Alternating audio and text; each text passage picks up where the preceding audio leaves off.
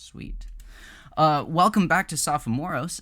I've got with me my cousin Kevin again, and we're here to talk about Death Parade and Can These Bones Live again. And so I want to call it Bones Brigade. Gosh dang it, Bones Parade is back. I think my gain is a little high, so I'm just going to turn... I hope this is turning it down, but I don't actually... Oh, there we go. There we go. You got gain? I got gain, buddy. So today's I think on our last episode we said that we were going to watch both 7 and 8, but we decided that because 8 and 9 are connected, they're a two-parter. We were just going to stick with 7 for today. So we will be doing episode 7 and only 7 for today. And then we are also we were supposed to read chapter 5 of Can These Bones Live? And Kevin was salty about chapter 5, so I'm excited to hear why he was salty. Looks like my iPad does actually have my highlights on it, thank goodness. Okay, so how's about we begin? Kevin, will you begin by recapping for the audience what happens in episode 7, and I can kind of add any notes that I think got left out. Okay, so episode 7 it's finally the payoff, or the beginning of the payoff of sort of the previous episodes that didn't seem like they were going anywhere about the world of Death Parade. It's another episode about the world of Death Parade, but there's actually like some meat on the bones for a change, which is nice. Yeah. Largely because they've sort of established things already. There's essentially two stories that they're telling concurrently that seem to be happening around the same time. One is a story about the administrators in this, post-life world, right? And I guess that you could say the administrative struggles and also the administrative decisions that have been made recently. And then the other is of the protagonist and some revelations that she is starting to have about the way the world she is in is working, what she is in it, and then also some revelations about the bartender and who and what he is. Yeah.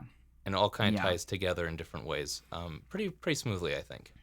Yeah. So this is kind of you could almost say this is a behind-the-scenes episode, right? Like, this is an episode where you're getting a lot of exposition and some pieces are coming together, but nobody, as far as I remember in this episode, nobody is actually judged. Like, nobody gets judged. There's, like, kind of background people that are being judged, but it's not the main story. It's not the focus, and we don't see really any of what they do or anything. It's just more like, oh, yeah, because this is what they do in this world, this is happening, but you can fundamentally ignore it. It's not the point of the episode. No. Yeah, okay, so let's go into then what those revelations are. There's quite a few in this episode. They jump around quite a bit. The first one, I think it's the first one, would be the protagonist, and she wakes up from having the same dream again about that same like children's storybook. And then as she's walking downstairs, she spots a book that's out of place. And I think this is a really funny moment in the anime because it catches her attention, like there's someone sitting in the room with her, but it's just a book that looks different from other books, but she looks at oh, what is that? Like it's like startles her. It's very funny. It's one of those like places where anime can just be a little unnatural. Yeah. But anyhow, so she goes over to the shelf and she says, all of these other books are about booze. What is this about? And she opens the book, or she kind of pulls it out of the shelf, and it's the storybook that's been, plaguing her memories and her dreams, and has been showing up at random intervals throughout this this experience of her being in this like kind of afterlife arbitration center. And so she asks Deckham, the bartender, she's like, where did you find this? And he's like, I don't know, but it might have been the gal before me, right? Quinn. The gal that, Quinn. So the bar is called the Quinn Deckham. So there you're kind of getting the story there, right? Like, okay, so Deckham is the current bartender, Quinn is the last bartender. So there's probably just an amalgamation of names there. So that's all kind of an interesting little piece of story or of world building there too. So that's a big one. What else happens? Well, that ties into the story relating to the head administrator for their particular office block, I guess you could say. It's a series of buildings that presumably are all about 90 stories high, where all of the arbiters are and where they're doing their arbitrations. And there is a manager for each one of those. And the manager for the Quindecum's block is also, interestingly, reading that same storybook on her front porch. And Quinn, Nona, who is the right? Nona. Quinn, who's the previous bartender of the Quindecum, shows up to catch up and have too much alcohol. Yeah, yeah, that's right. So in the midst of this, like, right before she asks Decum if she knows, or if he knows about this book, the protagonist looks at the book, and this part didn't make a ton of sense to me. Maybe you can help shed some light for this little thing, but she like looks at the book and then all of a sudden realizes that she's dead, right? So that's a big part of this, is she like has this realization like, oh my gosh, I'm also dead. Which is interesting because the reason supposedly that Decum was not able to come to a decision in her arbitration was that she remembered her own death when she first got there. So I don't know. Yeah, she knew where she was. I don't know if that's a writing faux pas or if it's maybe it's a translation thing and she's meaning something relating to death but not death itself. Like maybe she realizes she's one of those mannequins or something. I'm not entirely sure there. Yeah, me neither. Yeah. I think the way I've been interpreting it is that she was like, her memories were erased after she had been. Right. Yeah, after she had been, it's like, so she comes down the elevator and she realizes that she's dead, and she knows what's going on, and then they wipe her memories to give her more time to figure out what to do with her.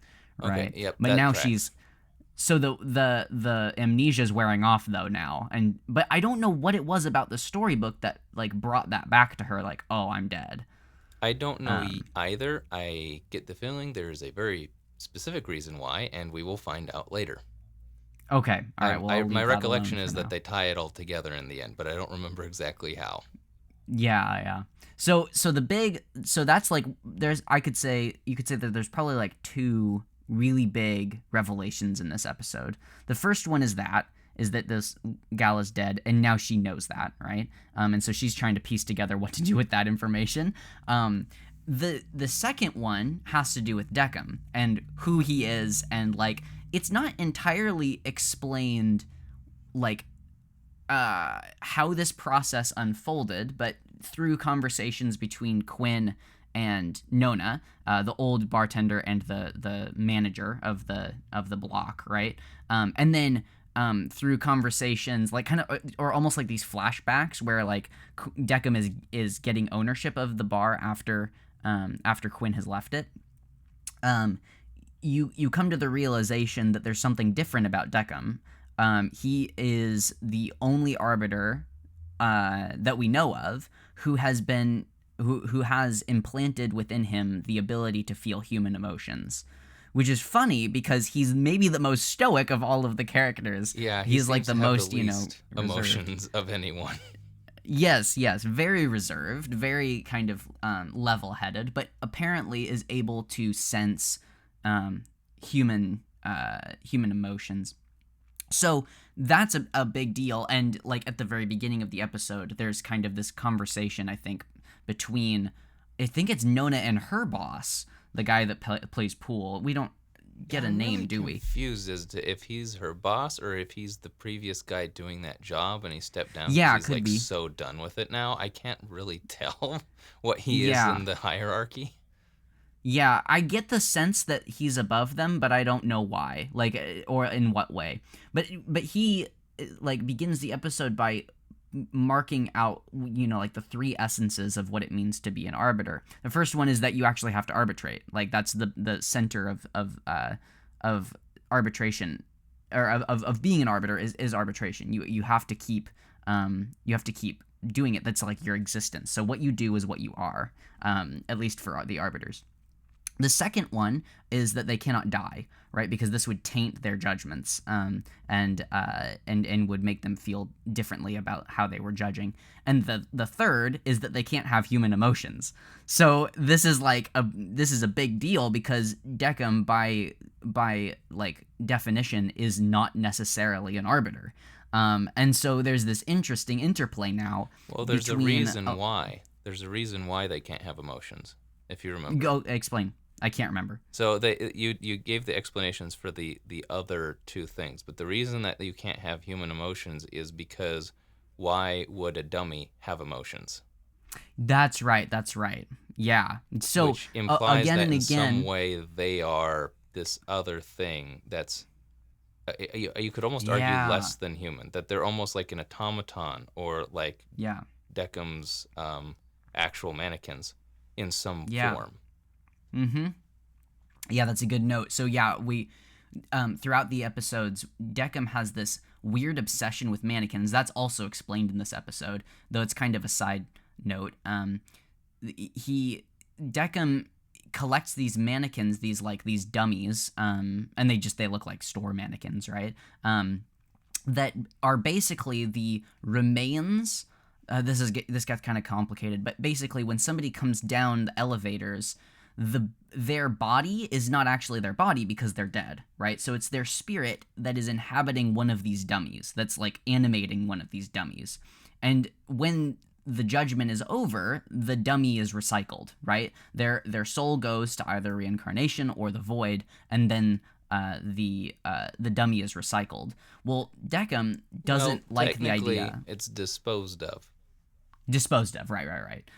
Sorry, not recycled, disposed of. But Decim doesn't like the idea of these people. Specifically, there's this infatuation he has with people who have lived fulfilling lives. He says this several times in this episode. And he feels like he needs some sort of like way of representing them and continuing on their presence, even if it's in this like weird dummy mannequin format, for the rest of eternity, so that they're not forgotten. Because another thing that we learn is that the arbiters themselves lose their memories that are kind of like downloaded into them of the person they're arbitrating, or they're judging of their lives, right? So in order to pass judgment, they actually need to have the memories of the people. So they get these memories. You could say like they swallow these memories, right? And they like download them, and it kind of helps them make their decision in the end. But they lose those after a time, so as not to clog up their memory.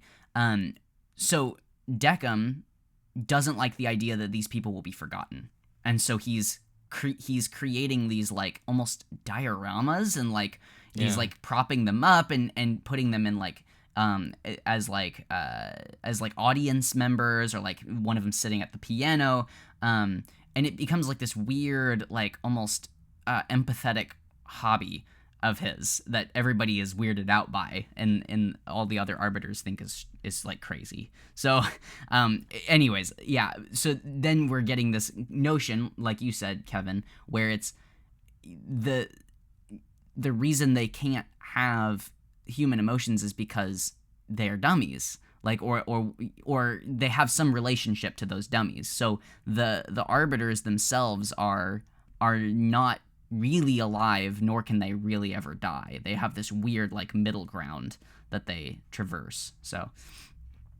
yeah. The interesting bits for this episode for me, though, wasn't really anything plot-wise. It's more the discussion that they have, which kind of circles back. We've talked a little bit about this before, of the essence of what it is to judge. Because the whole reason that Decim received human emotions by his boss is because she has this belief that there should be a variety of forms of judgment for people, that there shouldn't be like one catch-all system. And this is a way of her to create the potential of an increased diversity of forms of judgment for humanity. Yeah. And she's also curious to see the kind of results. It's implied that maybe she's hoping, because they're severely understaffed for the number of people that are dying, that this might result in some sort of efficiency boost long term, which would help solve that problem. But Yeah. it's also possible that she just wants to see if there's a better way of doing judgments as a whole, if maybe the lack of human emotion is causing inaccuracies in the form of judgment. Yeah. So it's an interesting idea that she's having from the context of the world, but there's also then just that whole like, what kind of judgment is the correct judgment for people? How best do Yeah. you judge a human life? Yeah.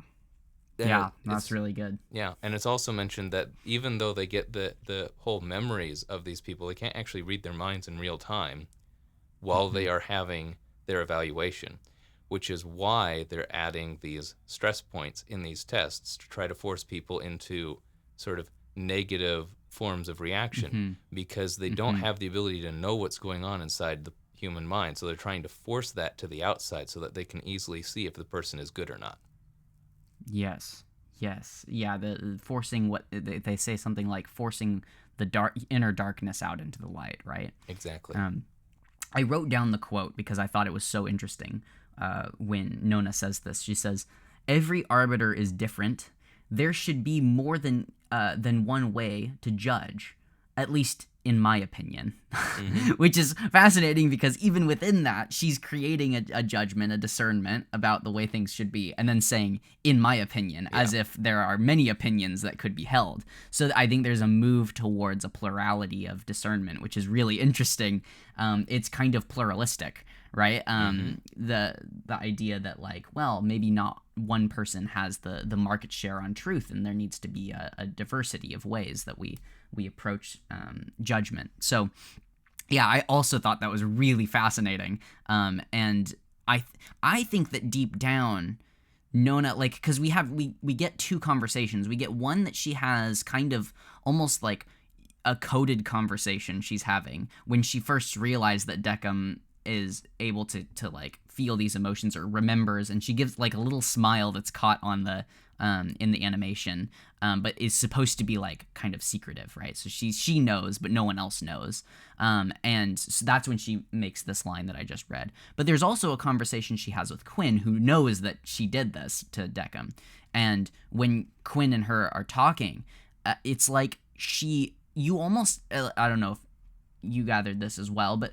it almost seemed to me like she really wanted this, like, to work out. Like she felt like there was something deeply unfair about people who had never experienced death nor human emotions being the judge of those who have died and their emotions, right?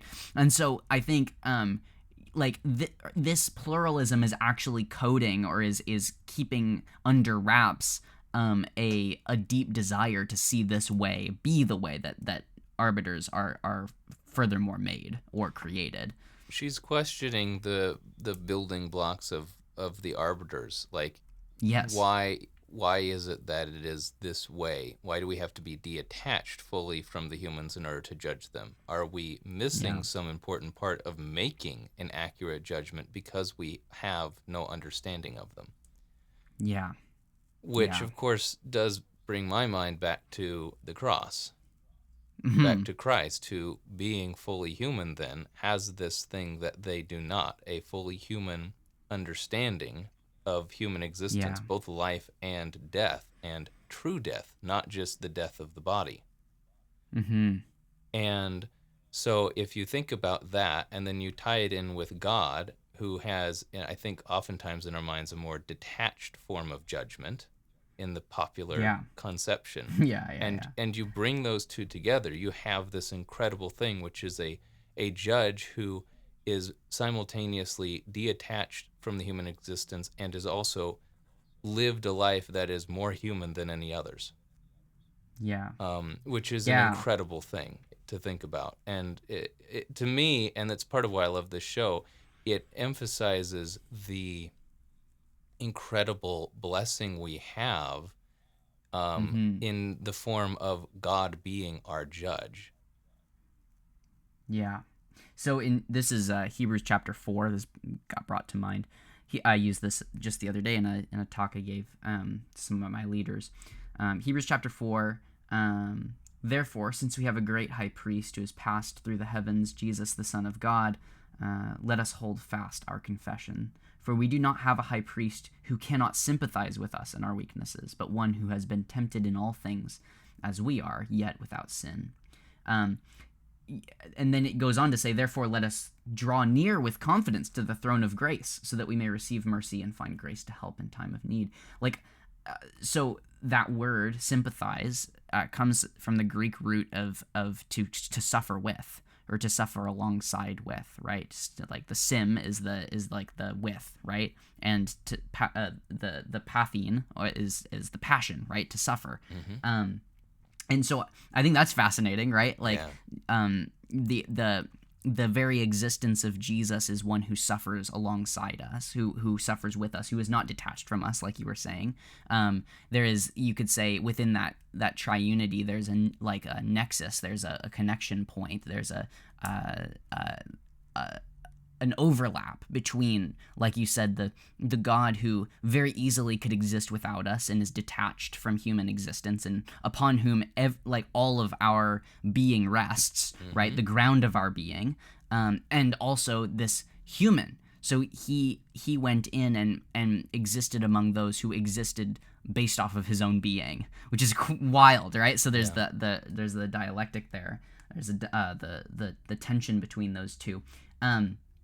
But I think that is the reason that we can go confidently to God, is because we are not going to one who is unsympathetic, but one who has been tempted, or the word could also be translated as tested, has been tested in all things, right? So every testing, every trial, every persecution and moment of questioning that we have, every doubt, God has experienced himself and has walked in. And so that is part of our confidence as Christians. Like you said, the great blessing, right? The grace of having a God who is with us in that way.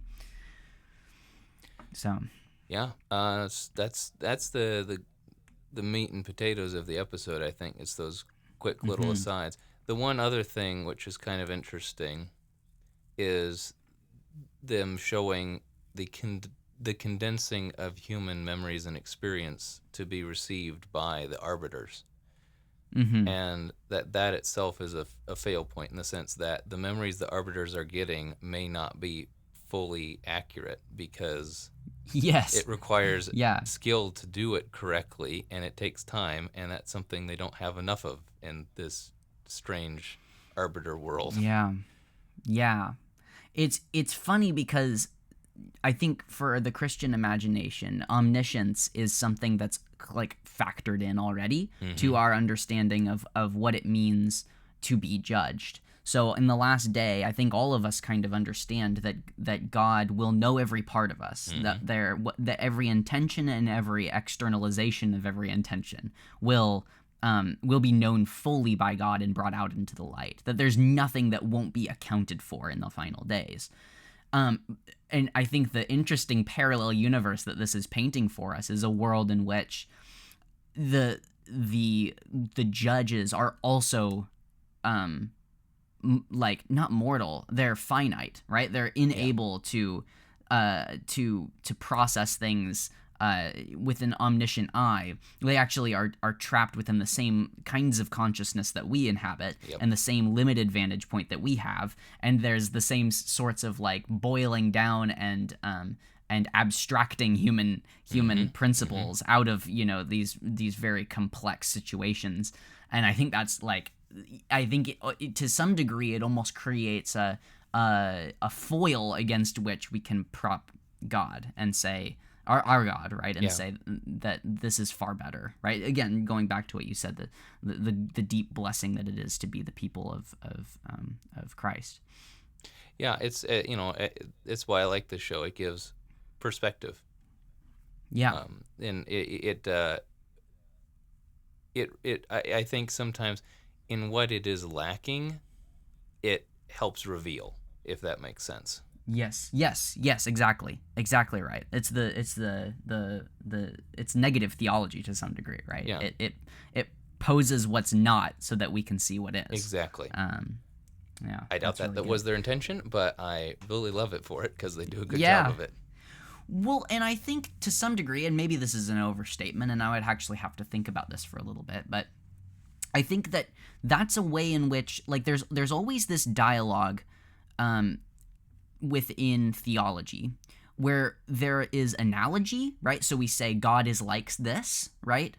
God is like a rock. God is firm like a foundation, like that. God is like a mighty warrior going out to do battle. God is like the husband, the groom who loves the bride and chases even the prostitute of a bride.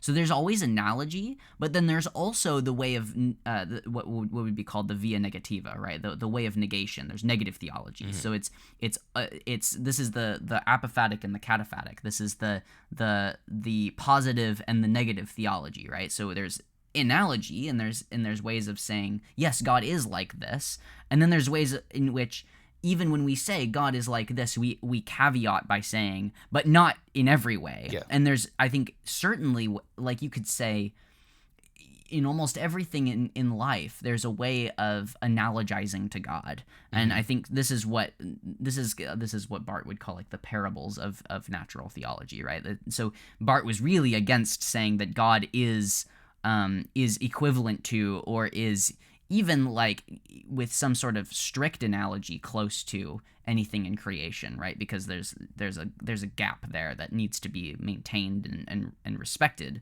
God is not creation, right? Yeah. And we need to maintain that the distinction there. But I think he was willing to say that once you know who God is in Jesus Christ, once you're able to see who the real God is as he's revealed himself to be, then you can begin to see the analogies to the revelation, and you can begin seeing through those like opened eyes, right? All of the things in creation that do sing God's praises and point by analogy back to him. So and some of them are, I think, by negation, like you said. Like we have these caricatures that we are able to negate by recognizing and seeing the who God is in Jesus Christ. So yeah, no, that's super good. So let's talk a little bit about the book then too. So the book, the chapter that we read was chapter 5, and this chapter is all about creation. So far he's moved, I'm going to try to remember here. He's moved from Israel into Christ in the resurrection, and then into the triunity of God, and then towards creation, which is an interesting way of entering into dogmatics. Usually you get something like you start with a doctrine of either creation or God and move from there. But he says as much in the beginning. He says usually you start with God and then you move to creation. But he's actually started with Israel, which is fascinating. And then beyond starting with Israel has started with Jesus. And then moved into more the abstract, the triunity of God, the ways in which we have to like read that tension in God of the three personhoods, or as he would say, identities, which is interesting. So now we're moving into creation. And you said at the beginning, right before we started recording, that you felt what was it, cynical about a lot of what he's saying here, or some of what he's saying? Yeah, or maybe the presentation of it.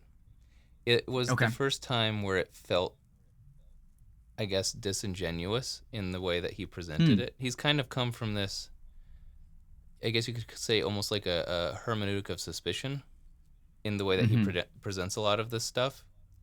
And that's kind of worked up to now for me, but it finally got to the point here where like he's going and he's going and he's going, and I'm like, I'm rolling with it. It feels like a normal lecture I'd get at university And then he at some point does and he's done this a few times, but I guess at a certain point it was longer between the gaps in which he's like, oh, but it could not be this. I'm not saying it is, but and that was this was the first time where he put that in, and I'm like, yeah, but like that's like a person saying like, yeah, I'm not saying that Mark Zuckerberg is actually a lizard person, but it felt very much like you're putting you're putting in the thing that society expects you to say of I'm not saying that this is true, even when you totally believe that it's true. And is there a specific example from the chapter that you can point to? I know it was at the end of one of these paragraphs. But I can't find it right now, unfortunately. I should have highlighted it. Do you remember the contents? Because I've highlighted a bunch, and I might have highlighted it. Here's one place where I saw him do, I think, something similar to what you're saying here, where he said, okay, let me see. There has been, this is on page, I think, 59, and the Kindle version, it might be different in a text version. There has been an enormous amount of unnecessary worry about what day means here. So he's talking about the creation account and that word day. What does it mean? And there actually has been a ton of debate about that. And he says, and I think that the answer, and I think that the answer is that in the cosmology of the time with which Genesis operates, we do not have the slightest idea what it means. It meant a period of time, and that is the end of the matter. I actually kind of liked that. Okay. Me too. I thought that was great. I thought that was very funny. Because I think for those of us who grew up in the young Earth creationist and it connected sort of pop Christianity of the 2000s, there's a certain amount of tiredness with the emphasis and focus on the origins of the universe in its mechanics. Yes, absolutely. Which is wholly unnecessary. I'm not saying that the study itself is useless. I'm just saying the emphasis we put on it as Christians as some sort of a gotcha in the Christianity versus non-Christianity debate is kind of over the top, and I don't actually think really proves anything at the end of the day. Yeah, and I think that was where the real fatigue, I think, came from, is that, like, there was a point at which we realized there are people who are functionally theistic evolutionists and functionally creationists, yes, who have functionally the same faith, yes, and how is this, like, actually doing anything for us to continue arguing? It became almost an angel on the head, or what is it? How many angels on the head of a pin kind of conversation, where it was like, it may be a question of truth, but how important is it? Like, probably not that important.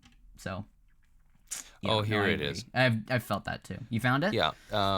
We may be here for no reason whatsoever, or we may be here on account of pansexuality. But this is at any rate. But this, at any rate, is the answer to which Israel came to. It basically, his being like, oh, it could be this, it could be something else. I'm just saying this is what the conclusion they came to, and it's like, yeah, but you don't actually need to say that it could be something else unless you're at an academic institution that is so opposed to explicitly Christian doctrine that you say these things in your lectures so that you don't get fired because you're one of the only decent, true theologian Christians left, I don't know if that's true because I don't remember which Ivy League school he teaches at, but it came across that way of the obligatory, this might not be the case, but I'm saying it anyway thing, which just felt like he's done that before and it didn't feel quite as on the nose as that particular moment did for me. And it kind of broke the illusion where I'm like, at a certain point, I'm just like, just be honest with people and be like, hey, this is my life's work. This is what I study. This is what I love. This is, I'm giving you a series of lectures on someone who I worship and hold dear in my heart.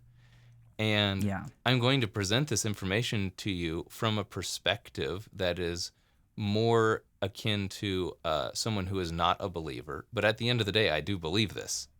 Yeah. But he's not actually saying that he does believe it, even though it's really clear that he does. And so it just ends up feeling a little bit like disingenuous. Yeah. In the presentation.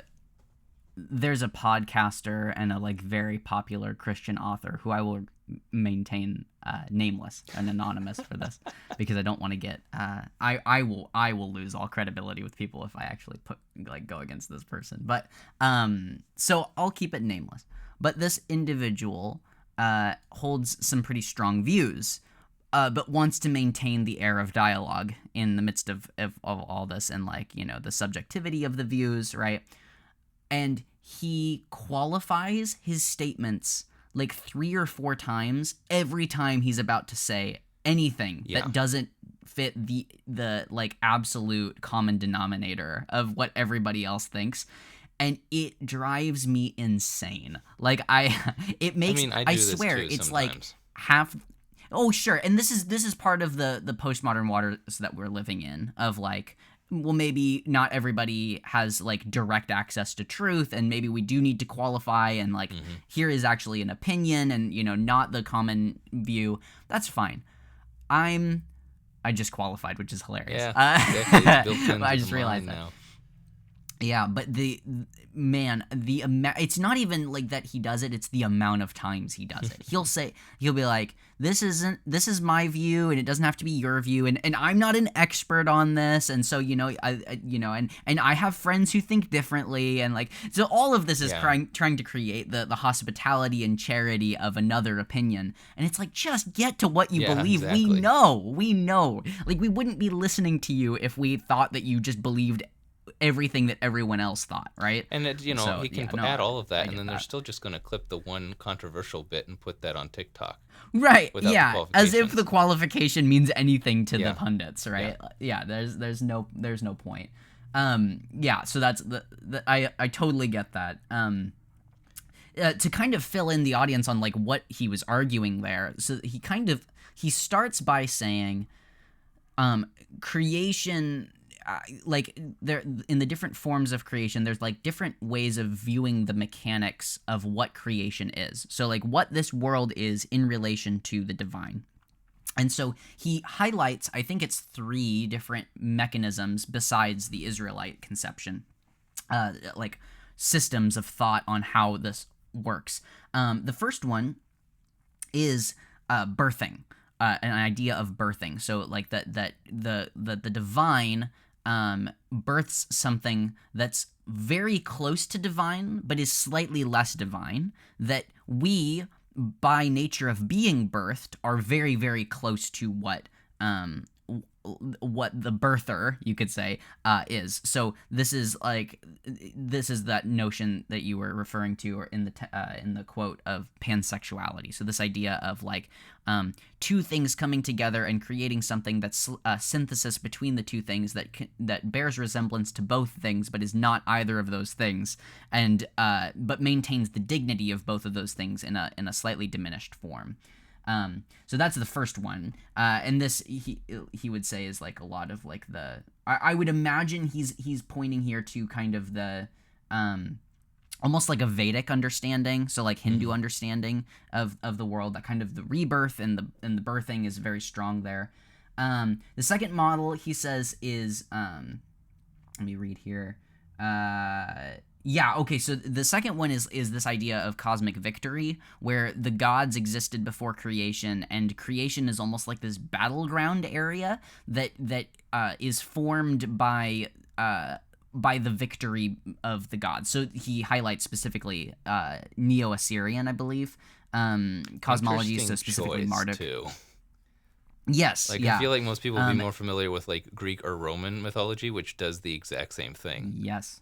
Oh yes, absolutely. But I think Greek and Roman are good ways of conceptualizing this for our audience, maybe. So like, think of how like the gods interact with humanity in a way that's kind of like capricious and like what would you say? It's like almost disinterested, right? Like they have their own stuff going on, Yeah, and the humans often just get in the way. Like, well, also, as far as just like the origins of the universe, with the Greek and Roman mythology, it generally starts out with there being like these ancient super beings, and then from them come the Titans, and the Titans start to create some kind of order, but it's more of a like death and chaos kind of an order. It's more like, yeah, yes, there's like a kind of a universe and a world now, but it's covered in like random fires and floods and right. because of these titans. And so then these sort of semi-descendant, semi-creation of the titans, Zeus ends up conquering them and either enslaving or killing all of them. And in doing so, takes the powers that they have of, I guess modern people would say like the universe, but they would have thought of like the elements or the world, and gives them Mm-hmm. to himself and his followers, which are the gods. And the gods use Mm-hmm. those powers to create a world of actual order and a place where then their creation slash descendant of humans can exist and live a life of some form of happiness and contentment. It's Yeah. a more complicated version of the same thing, and that might be why he picked this earlier form Yeah. of essentially the same thing, because it's a lot more straightforward. Yes. Yes. And likely would have actually been written within very close proximity to the Israelite peoples, right? So the Assyrians then went on to conquer the Israelites, Yes.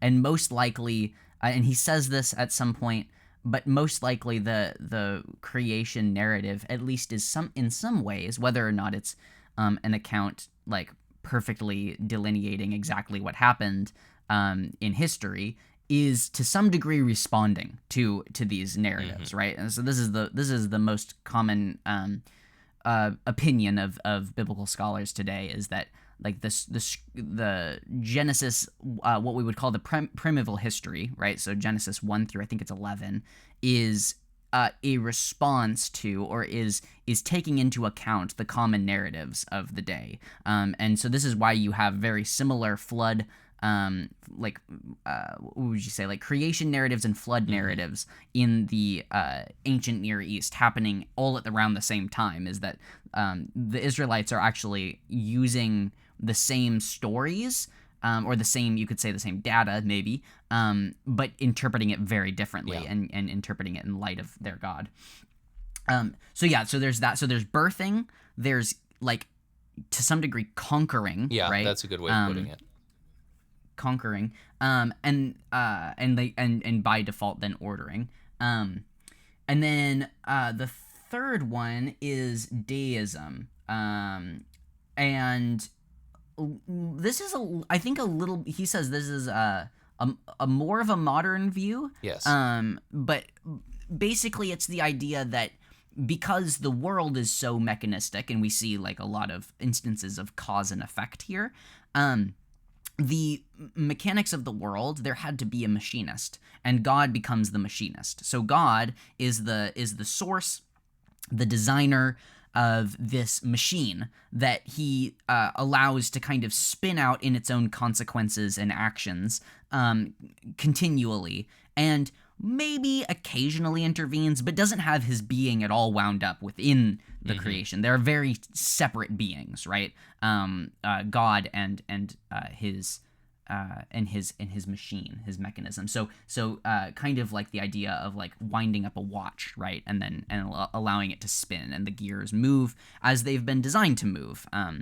So the questions that come with this are, how do we reckon with the immense amount of evil that we see in our world, and if there is evil and it's all designed to happen and like cause and effect, does that make the watchmaker negligent or ignorant? Yeah, and I think the sort of the solution, I don't know if there's really a systematic sort of group of people that are going around saying this is the way it is, but something I've noticed sort of societally amongst people that like believe in a something while simultaneously believing in nothing, is basically you get the watchmaker, the imperfect watchmaker, who creates this universe and then either completely buggers off because he doesn't care anymore, or Right. dies.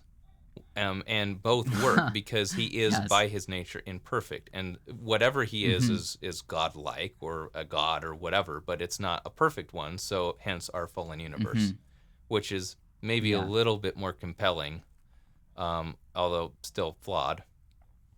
Yes. And I think you could say that this mixed with like version of the pansexuality or like the pantheistic form that we had before, where it's that birthing idea, like the mechanistic view, the deistic view, right? On the one hand, and then on the other hand, the pantheistic pansexual view, like a weird amalgamation of the two, is what you will find in a lot of our modern day, what we might call like new age Yes. spirituality, right? So a very impersonal god, but a god that maybe has some vague notions of love, and that's the. But if there's any notions or any one value that the god strives for, it's love. But it's not love in the sacrificial sense, Hmm. because that would require the god to actually be involved in Yeah. creation.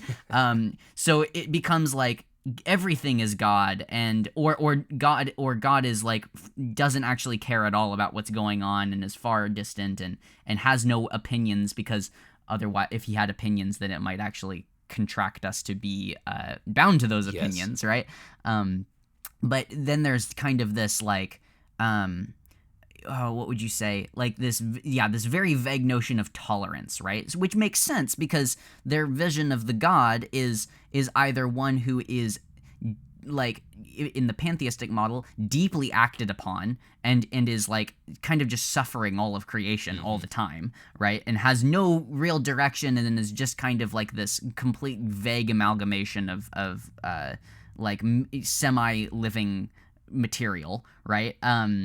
And then on the other side, it's this god that has decided to let creation do its own thing and be far away. And so there's this kind of, you could say, an ethic of separation and individualism that arises out of that, right? So you have this, in either case, it's a deep desire to just let people be and let them do what they want to do, and we can all coexist. And Yeah. that's the broad ethic that comes out. Just do what makes you happy, as long as it doesn't make anyone else unhappy, Exactly. and it's fine. So it's kind of interesting. I think that would be my analysis of the modern day. Like a lot of people Yeah. who would mark instead of I'm spiritual, not Yep. religious. Like that's the I mean, even I've met people that are very much atheistic. That's essentially their philosophy. It's very Yes, in right now. yes, yes. Some Vague tolerance. Something he dances around and never gets into, with all of these, including I guess he presents it as the Jewish/Christian model of creation, is a Mm-hmm. perfect Mm-hmm. God and an imperfect universe, and how Yeah. to deal with that juxtaposition. He says just enough for that idea to be put in your brain without ever actually tackling it, which is extremely frustrating. Hmm. I'm really hoping he is going Yeah. to touch on that in The Image of God, which is the next chapter. But I guess we'll find out. Yeah. But that is sort Well, of and I this think there's question that comes to mind when you're reading it that is never directly spoken about head on. yeah, I have vague recollections of him also tackling it maybe in chapter 7, Sin and Okay. Salvation, because that kind of touches on imperfection and the nothingness that is evil and sin. So okay, yeah, but uh let's answer that now, or at least give some thought around that now. So like what how do you justify the possibility of a perfect god and an imperfect world, which is so clearly the case? I mean, I don't know. Justify sounds like a very strong word for me, Yeah. because I don't think I have the answer. Um, What comes to mind as like some theses that must be we maintained tend in the midst of all of it? this is where Christians really tend to get in the weeds, isn't it? And Mm-hmm. in a way that oftentimes non-Christians find extremely boring, and yet it's still such a Mm-hmm. core thing you have to kind of solve. Mm-hmm. Um, and I don't know if there's a easy like go-to answer for this. I guess the most straightforward summary for a lot of the more technical theological positions with this is that for whatever reason, God decided to give people the same sort of independent ability to create and destroy and think and do that he has, which meant that then, by extension, people had the ability to do something other than what God would do. And they decided to do that. And the consequence of that is a fallen world. That is sort of the mechanics of what happened. It doesn't necessarily explain how that's possible.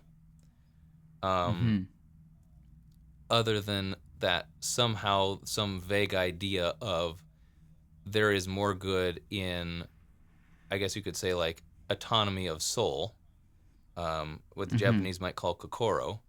There's more value in that than there is in a purely mechanistic automaton-esque universe where there is no actual free choice. That somehow there's something more godly in the existence of choice that includes not choosing God than there is in everything doing what God would do without the ability of choice. Yeah. I would say, okay. So I'm going to pull a little bit from a book that I read called, this is great, it's by, is it Mark James Edwards or James Mark Edwards? I can't remember. 3 first names. But he wrote a book. Yeah, right. Maybe it's Edward James Mark. Who knows? I'm pretty sure his last name's Edwards. But he wrote this book called "The Gospel According to Bart and the Red Hot Chili Peppers." Fantastic book. If you want a hilarious and like I don't know, bare bones approach to like Bart's theology, great book. So he highlighted this interesting, you could say, framework that Bart employed for how God could create anything at all. Because the question, I think a big question is, like, if God is, you could say, is everywhere and in everything, if God is without borders, right? Permeates all things, infinite, right? How could anything exist that is not God, right? That's a problematic question that we have to answer. So I think that the way that Bart would go about this is by first saying that God is other to himself. So he starts with the Trinity, which makes sense. So, like, if you begin with the Trinity and you say that God can have otherness even within himself, or must have otherness even within himself, then there becomes room for the possibility of there being an extrapolation of that other outside of Godhood itself. But that God, the fact that God is other to himself, that God loves someone other in loving himself, and this is like a really bizarre notion for us, right? Creates the groundwork for the possibility of God loving something other than himself in creation. And so that would be the way that I think Bart would approach that question, is that the otherness is actually located first within the Trinity. And so, but I would go on to say that the difference between humanity or creation itself being finite, located, and like by all measures basically not God, right? The absurd thing at all is that there could be anything in creation that is like God. So like we are far from the birthing narrative. We are far from the idea that God births out something that is 90% himself, or is very close to himself, right? We are of the opinion that what God creates when he creates is something that is completely almost the opposite of everything in his being. Not evil necessarily, because we don't want to say that God is the author of evil, but perhaps where God is, this is part of divine simplicity is the idea, or the fact of God being only one thing, the purity of God, is that God is not potentially anything, but that God is always actual, right? Because there's no time in God, right? So God is what we would call pure act, right? And so if God is pure act, then the opposite of that would be the ability to maintain potential, or like the inability, you could say, to be continually pure act. And that would be humanity, right? Is this entity which may not be today what it will be tomorrow, right? There's the potentiality to change, right? Whereas we would say that God is unchanging. And so I would say that the potentiality there maintains or almost necessitates that what you could say that evil be a possibility within it, right? Like the fact that there is potential means there is the potential for evil. If we define evil as that which is that which is contrary to the will of God, and so if that's the case, I think then you have a place for a changing and continually, you could even say, imperfect universe.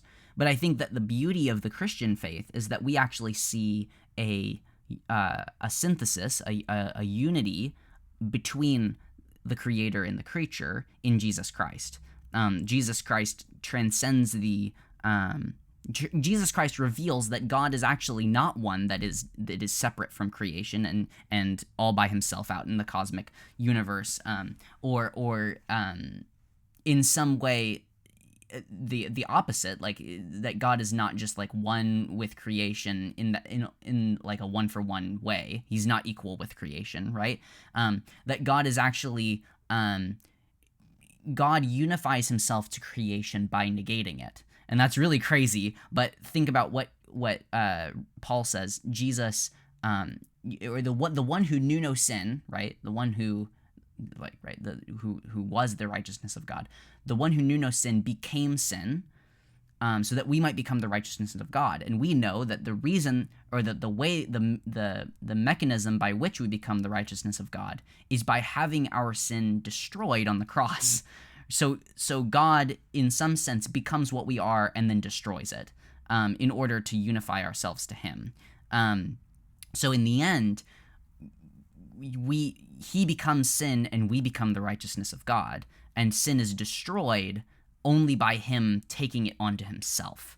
And there's, I think, the core unifying principle of all of these things, which is that God is love, right? The thing that allows God to you could say empty himself of the separation between himself and us, and actually come and be with us in Christ, even in our imperfection and our brokenness, is his ability to love, is his ability to take up the cause of someone else and to suffer on their behalf. That was a lot. Yeah. So I don't want to let you respond to that. I'm sorry for my diatribe. Okay. That was a lot. I'm trying to think of a way of condensing down all of this. Yeah, because that was like an esoteric tirade. I'm so sorry for all of our listeners. God is self-sufficient. Yeah. Therefore, being a being that is wholly sufficient within itself and also infinite. Mm-hmm. To create does not mean to create more God. Right. It's not only is it pointless, it's almost by the definition, by the nature of what God is, you can't create a second of that. Yes. So yes. If God is to create, it is something other than God. Mm-hmm. Yes. Something being other than God, therefore, is going to have elements which are, I guess you could say, ungodly. Or subordinate to God. Yeah, subordinate is the default, but it opens up, like you said, that possibility of something that is a full deviation from God. Yes. And then that's as far as my brain was able to get before it fried. Well, it's okay. It's a lot. It is a lot. Yeah. There was more there, and then it left, which is really irritating. I'm sure I'll think about it in the shower, and be like, "Oh man, that's what it was. It was such a good point." Oh, dude. Yeah. And this is like the depths of metaphysics that we're talking about here. So like this is not easy stuff to like articulate. But you could say if God is, like in the simplest terms, if God is infinite, right, has no limits, then that which is not God must have limits. Yes, right? That's kind of where I was going with that. By creating, God creates something with limitations because he is without limit. Yes. And he won't create something that is self-sufficient. Because he is, by the nature of perfection, if he was to create anything that was self-sufficient, it would be himself, because he is perfection. Yeah.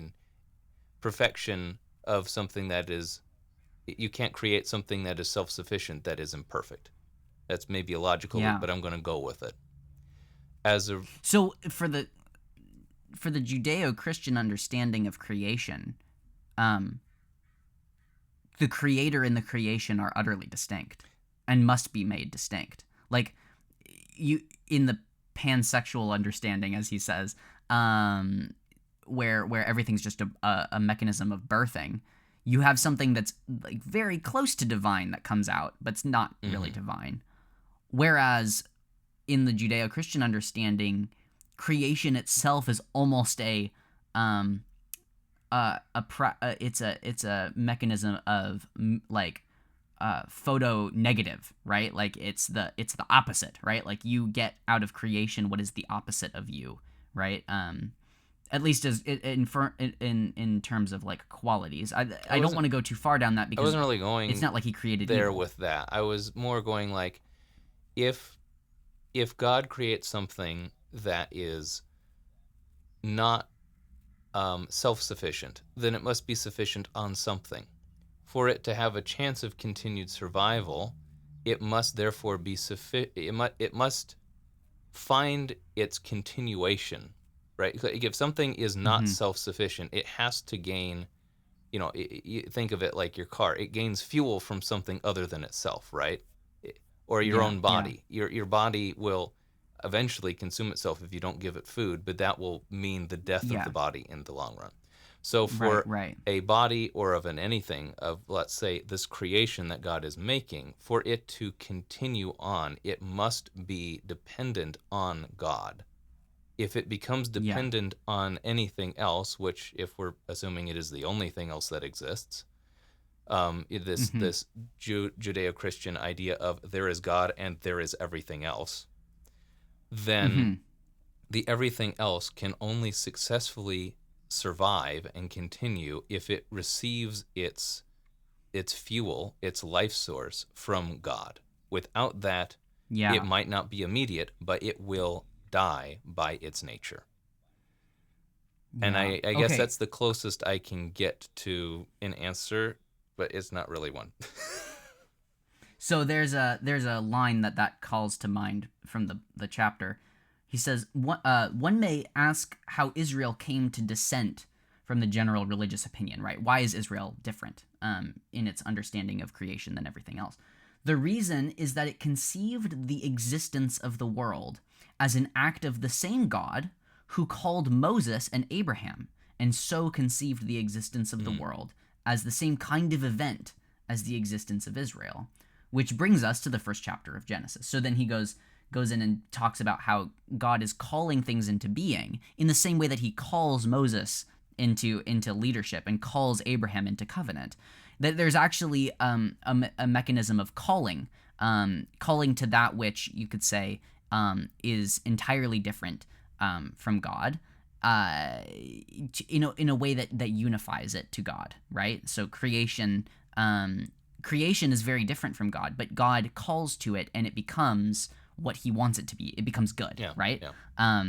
So I thought that was really fascinating, and I love the idea of the idea of you could say the mark of God as a calling God, as being the way that they paint their creation story, right? Where did the world come from? Well, if God is the same God that calls Abraham and calls Moses, then it must be that he called it into existence. Like that, I love that. And it's also probably why yeah. he structured it with starting with Israel, because that analogy doesn't Yes. work if you don't understand Israel's history. Ooh, good insight. Yeah, that's really good. That's really good. It's almost like he planned that out ahead of time. Yeah, wizard of a man. So, there's one other thing I wanted to talk about with this, which I think is fascinating. He says, on page, let's see, it's 59 again, maybe 60, depending on, like, I use really wide, like, I put a lot of text on my page, so it could be that there's 2 pages on the one page. But 59 or 60, he says, the existence of a tempter, i.e. Satan, the devil, Lucifer, the old serpent, etc., is an ongoing conviction not just of Christianity but also of Judaism, and this reflects more than anything else a common experience. There does seem to be somebody out there laughing at us. I was very skeptical about the existence of Satan until I made that observation. The disasters that happen could just be disasters, but we seem to be mocked by them. And that is the main title of Satan throughout the tradition. He's the mocker, the one out there laughing at us. So I feel like that notion, that idea of moving it away from accusation or enemy to one who mocks is a really interesting turn. I loved that. It's really a clever way of looking at it. Yeah, of looping into a very common experience, perhaps a thread of being, right? Like there is a being out there, there's an identity, there's an entity that is laughing at the human race, and mocking us. So do you think that's an appropriate move? Because like, is accuser synonymous with one who mocks? Is there a through line there that could be maintained? I mean, I instantly start thinking of the Joker with that. Yeah. I think that's kind of a good sort of icon of this perception, because a lot of times what the Joker is doing, it's kind of like bad, not always bad, but like it's usually bad-ish. But it seems generally more targeted at simply pointing out the flaws and the imperfections of Batman et al. And their attempts to create good in a fallen society. It's like he's like, you can keep trying this, but it doesn't matter. It's just going to keep being fallen, and it's only going to get worse. Here, let me show you. Yeah. Which, if you some men look at, just want to watch the world exactly. Burn. I mean, that movie is kind of brilliant in that you can make a pretty good argument that the Joker is actually the hero, not the villain. Ooh, that's a hot take. Do you want to elaborate on that? It's not as hot, because I stole it from multiple people. Spicy take. But that's the idea is almost everything the Joker does is not, it. For instance, blowing up the people in the boats. They don't blow each other up. But the result of all of that craziness is the reaction that the good guys have is more destructive than his theoretical attempt to blow up a couple of ships. And he starts the movie off by succeeding where Batman and the Commissioner have failed. He gets all of the mobsters' money, and then he lights it on fire. He basically destroys organized crime in the first couple minutes of that movie in Gotham.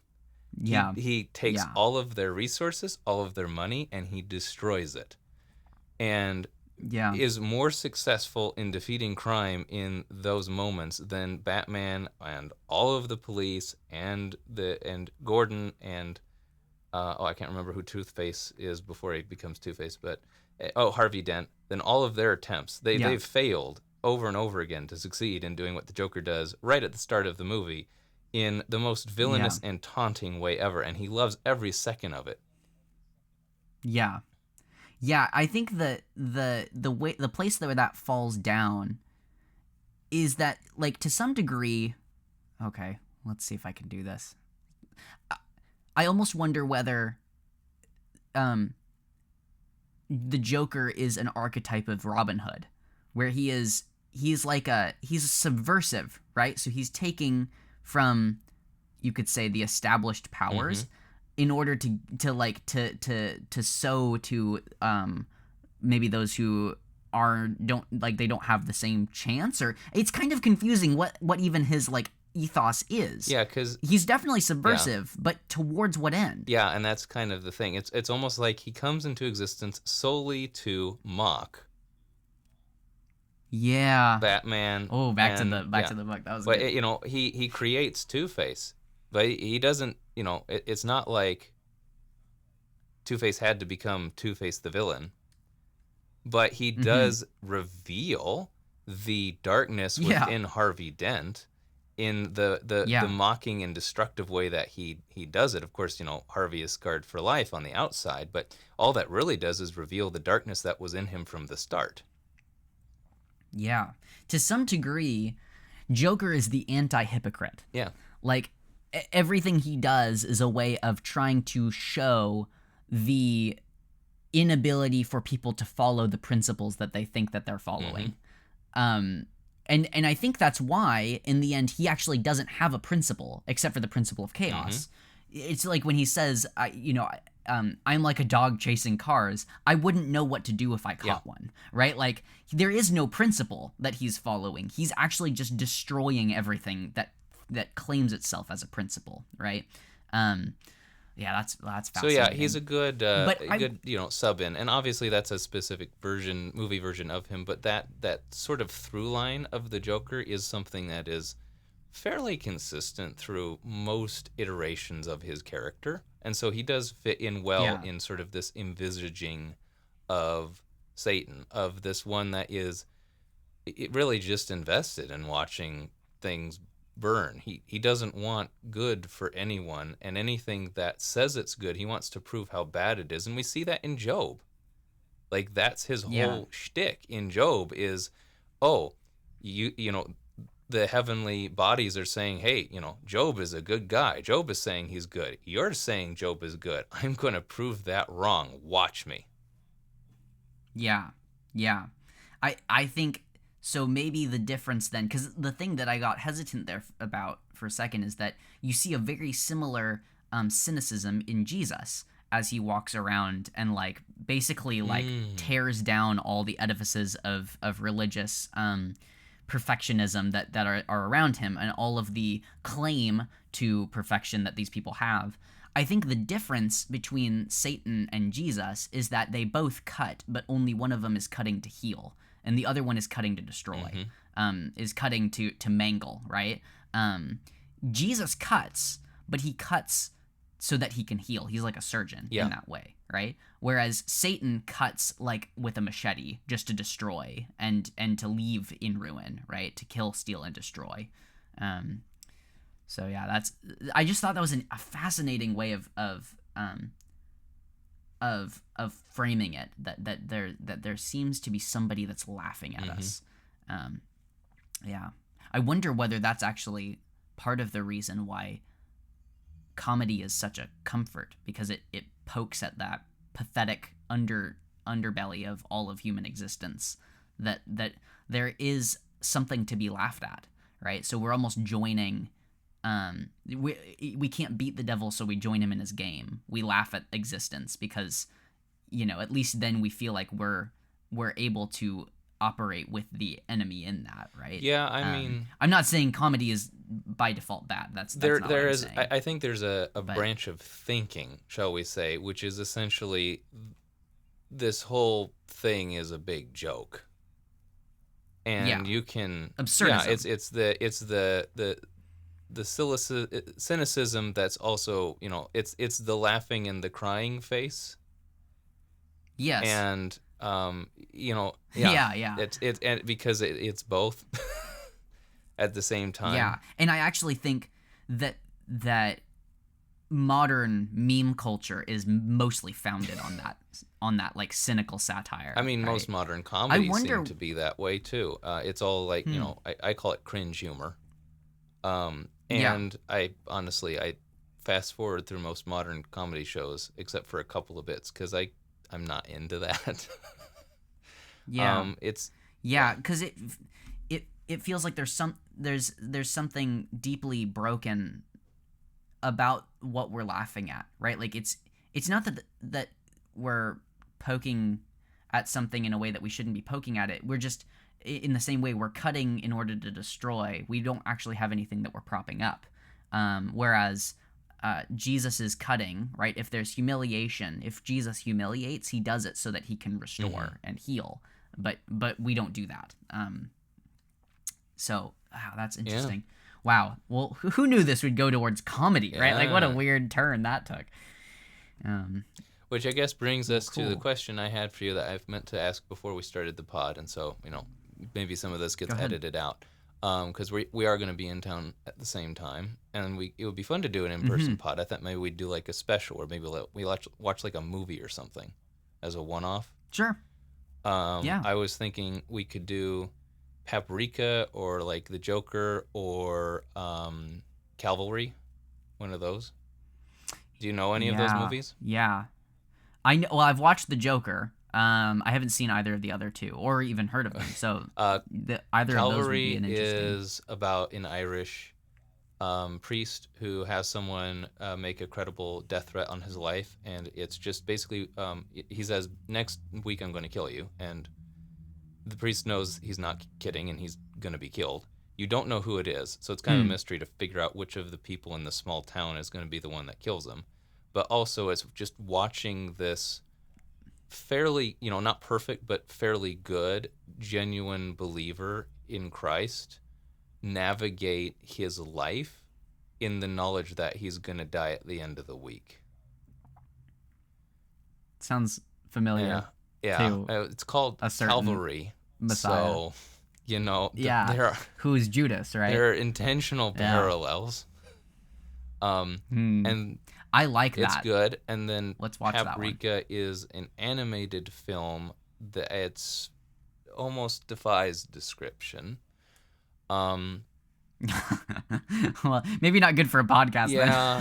Yeah, that's true. We should watch it together at some point, but maybe not good for pop. Yeah, but Calvary, let's do that. Yeah, you'll like it. Let's do Calvary. Okay, so not next week, because your release whenever schedule our next episode is anything but weekly. No, yeah, it's like a month and a half. Let's wait like 3 weeks and then drop 2 episodes next to each other. That's but let's. The next episode is like, or maybe we do it. Maybe we do it at the end of this or something. Let's just put it this way: we are going to be doing an episode in probably the near-ish future, which is going to be about the movie Calvary.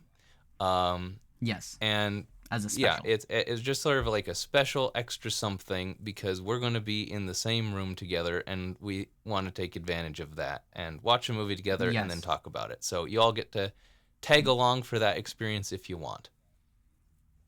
For sure. And then the next time that we come together for this series, for Bones Parade, and I got it right that time, we're going to be doing Chapter 6, The Image of God, and we're going to be talking about episode 8 and 9 of Death Parade, and it's a 2-parter. So, and actually, I would say this is one of the more interesting cases that they judge of all of them. Death Parade was slow for a little bit. It's gonna be picking up now for sure. Yes, there's so many elements to the next couple episodes. I'm excited to talk about it with you. So, any last words? Well, that was ominous. Ooh, that's a good one for a tombstone. I keep trying to think of good tombstone things for when I'm dead. I like that. Yeah. Any last words? No, that was ominous. Oh, yeah, that's good. Born here, died here, and then just in quotes. Well, that was ominous. Yeah. Yeah, that's fun. Yeah, don't you have a book of different tombstone? I love it. Like, it's a small book of grave humor. That's the title, and it's a delight. That's hilarious. Yeah. That's great. We should go through those one day. But okay, well, thanks so much for. Did you have anything to add before we close? Okay, just wanted to. All right. Thanks so much for listening to this episode of Sophomoros and of Bones Parade. I got it again. Yay.